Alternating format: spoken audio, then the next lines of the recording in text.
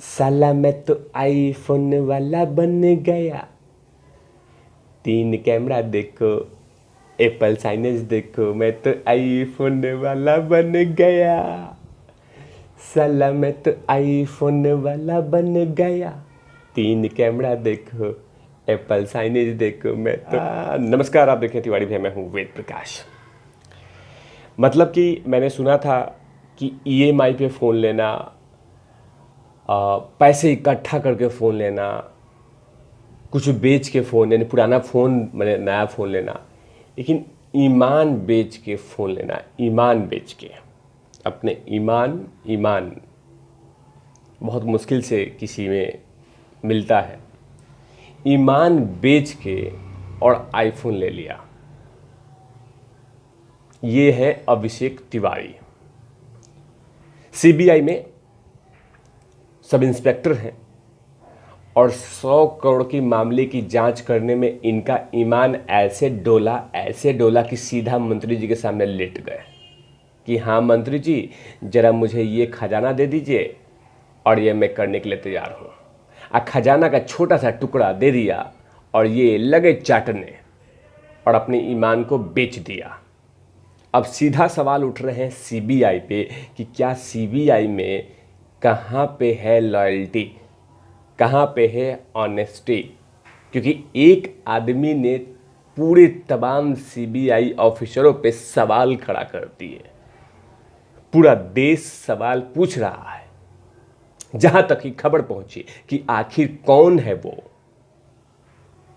Officer जिसने अपने ईमान को बेच के 100 करोड़ के मामले को, केस को कमजोर करने की कोशिश किया। ये लगातार ये देश की जनता जनार्दन पूछ रही है कि किस हद तक ये ऑफिसर गिर गया कि 100 करोड़ के मामले को इतनी कमजोर कर दिया सिर्फ एक आईफोन के लिए। अब लगातार सीबीआई अपनी छवि को सुधारने में लगी है, लेकिन सीबीआई की छवि को ऐसे धूमिल किया है, ऐसे काला किया है, ऐसे डेंट किया है कि बहुत समय लगेंगे सीबीआई को अपने फेस को धोने में, अपने उस ट्रस्ट को मेंटेन करने में। अब तो सवाल ये भी पूछ रही है देश कि क्या हर केस में इस तरह के कहीं ना कहीं ईमान बेचने वाले क्या ऑफिसर हैं? क्योंकि जाहिर सी बात है कि एक ऑफिसर सारा डिटेल व्हाट्सएप के थ्रू अनिल देशमुख के वकील तक डिलीवर करता है, सिर्फ एक फ़ोन के लिए। तो अंदाज़ा लगाइए कि कितने सारे केस हैं सीबीआई के पास और उसमें कुछ चिलगोजे कितने होंगे। तो सबसे पहले सीबीआई के डायरेक्टर को यह करना चाहिए कि उन तमाम ऐसे चिलगोजे ऑफिसर को बाहर निकालना चाहिए। क्योंकि आज देश, बहुत सारे लोग भी आज सीबीआई के बिल्डिंग पे, सीबीआई पे ट्रस्ट करते हैं कि हाँ सीबीआई आएगी तो न्याय मिल जाएगा, सीबीआई आएगी तो न्याय मिल जाएगा, सीबीआई आएगी तो जस्टिस मिल जाएगा। इस तरह के शब्द आज भी देश के जनता जनार्दन अपने दिमाग में, मगज में डाल के बैठी हुई है। लेकिन हाँ, इस व्यक्ति ने पूरी तरह से झकझोर के रख दिया है सीबीआई को और देश की जनता लगातार ये सवाल पूछ रही है। हर सोशल मीडिया पे यही आ रहा है कि क्यों, हम कैसे समझें कि सुशांत सिंह राजपूत में ऐसा कुछ नहीं हुआ होगा या ऐसा कुछ नहीं हो रहा होगा, जब अगर एक 100 करोड़ के मामले में ऐसे ऑफिसर बिक गए, और वो भी आईफोन मतलब कि 50-100 करोड़ 300 करोड़ का डील नहीं, सीधा आईफोन ही पर, एकदम छोटा सा एक आईफोन, 1 लाख रुपया कीमत है उसकी, 1 लाख रुपया कीमत। लेकिन अब छवि, लेकिन जनाब को लगा था कि हाँ, मैं सैमसंग छोटे मोटे फ़ोन से काम चला रहा हूँ तो क्यों नहीं आईफोन दे दूँ, और आईफोन से अच्छी क्लियरिटी में डिटेल जाएगा सारा। लेकिन फ़िलहाल जिस चीज़ को लीक किया गया था उस चीज़ को अब स्वीकार कर रही है एनसीपी। जिस पार्टी से आते हैं अनिल देशमुख, उस पार्टी के नवाब मलिक हैं यही हैं वो जिन्होंने ये कहा था कि अर्णव गोस्वामी को हम मजबूर कर देंगे कि वो आत्महत्या कर लेगा। यही है वो लीडर। लेकिन अब ये कह रहे हैं कि जो सीबीआई ने डिटेल रिलीज किया था या लीक हुआ है वो तमाम डिटेल सही हैं। ये तमाम डिटेल सही हैं। ये नवाब मलिक का कहना है कि जो कुछ लीक हुआ है कि हाँ अनिल देशमुख टोटली बरी हो चुके हैं, निर्दोष हैं, पैसा नहीं खाया है, ये तमाम चीज़ें सही है। ये नवाब मलिक का कहना है। ये वही मलिक साहब हैं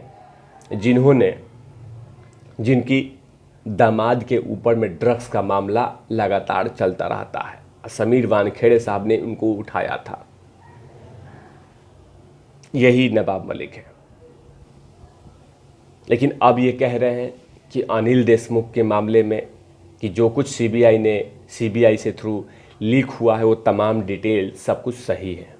और अगर दम है सीबीआई को तो सीबीआई ये कहने क्यों नहीं कह देती कि ये तमाम रिपोर्ट फेक है, ये तमाम रिपोर्ट गलत है, ऐसा क्यों नहीं कह देती। ये तमाम सवाल पूछा है सीबीआई ऑफिसरों से कि आके ये कह दें कि जो रिपोर्ट लीक हुआ है वो तमाम चीज़ें बिल्कुल गलत है।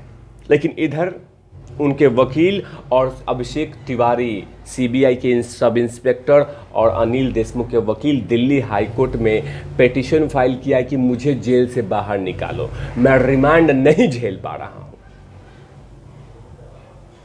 क्योंकि जाहिर सी बात है, एक आदमी ने आईफोन दिया और एक आदमी ने आईफोन लिया, एक आदमी ने अपना ईमान बेच रहा था और एक आदमी ऑलरेडी ईमान बेच के मंत्री जी के साथ बैठा हुआ है। मैंने पहली बार ऐसा हो रहा है, बहुत कम सुना होगा लोग कि वकील ही गिरफ्तार हो जाए। तो एक आदमी ने अपना ईमान बेचा और एक आदमी ने ईमान अपना ऑलरेडी बेच चुका है और मंत्री जी के सामने लेटा हुआ वो है अभिषेक, वो है मिस्टर डागा जो वकील साहब हैं।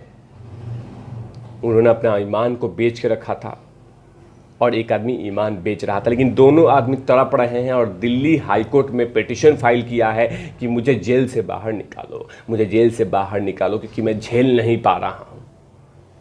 कि फिलहाल ये आने वाला वक्त बताएगा कि क्या दिल्ली हाईकोर्ट इन दोनों भ्रष्टाचारी को क्या जेल से बाहर निकालेगी ताकि और भी आईफोन में डील हो सके।